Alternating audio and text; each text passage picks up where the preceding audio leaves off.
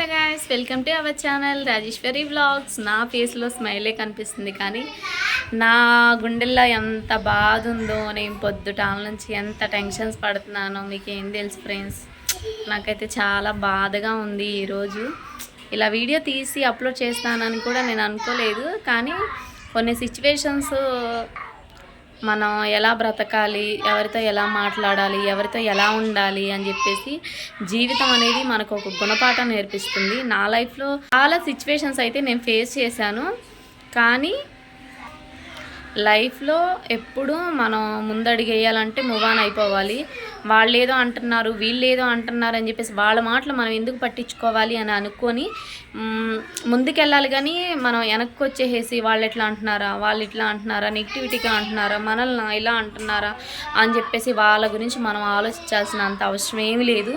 నేనైతే ఈ రోజు నుంచి మూవ్ ఆన్ అయిపోదాం అనుకుంటున్నాను. ఎవరైనా అనుకొని వాళ్ళతో మనకేంటి, మనోళ్ళు మనకంటూ ఉంటారు, మనకు సపోర్ట్ చేసే వాళ్ళు ఉంటారు. మీ లైఫ్లో కూడా ఉన్నారా? నాకంటూ సపోర్ట్ చేసేది నా ఫ్యామిలీ, మా హస్బెండ్ కూడా అంతే సపోర్ట్ చేస్తారు. నేను స్టార్టింగ్లో కూడా యూట్యూబ్ ఛానల్ అయితే స్టార్ట్ చేశాను.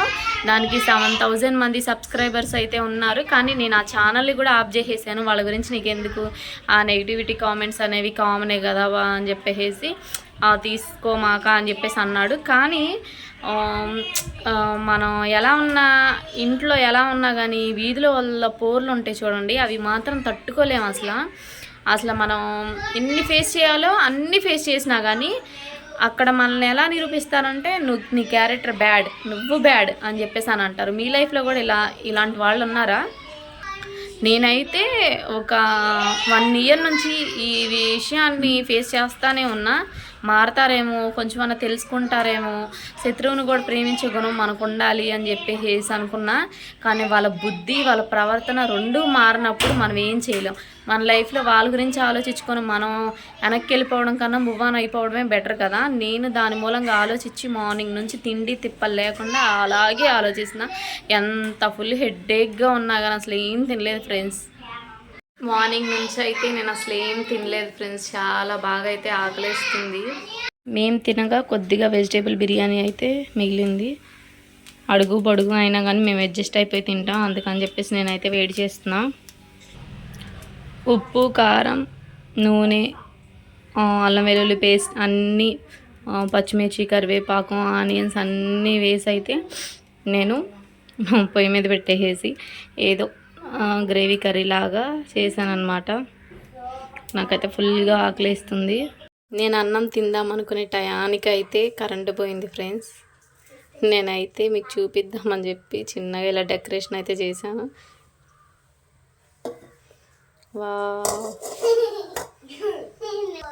Vegetable biryani, fry piece chicken, నంచుకొని తినడానికి ఆనియన్స్ అండ్ నిమ్మకాయ. ఫుల్గా అయితే కరెంటు పోయింది. స్ట్రీట్ మొత్తం కరెంట్ అయితే తీసేసినట్టున్నారు. రాజ్ కుమార్, కేవిన్,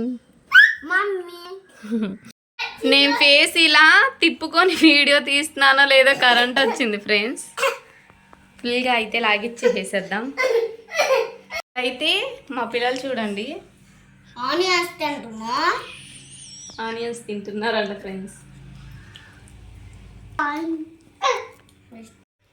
నా బిర్యానీ అయితే ఇంత కలర్ఫుల్గా ఉంది.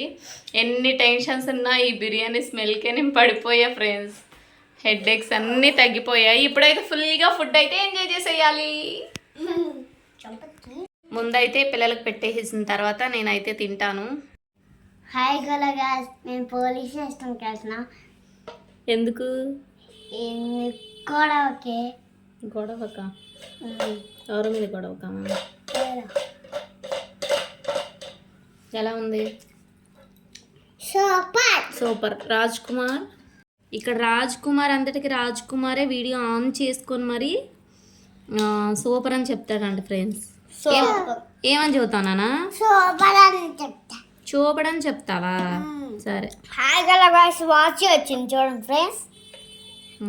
వాచ్ వచ్చిందంట ఫ్రెండ్స్. కాలుతుంది నాన్న, వేడి వేడిగా ఉన్నాయి రెండు. పట్టు తీయా.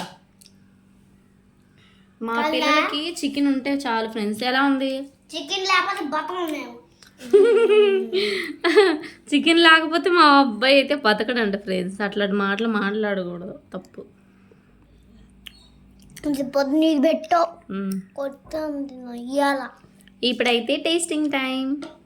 Tasting time.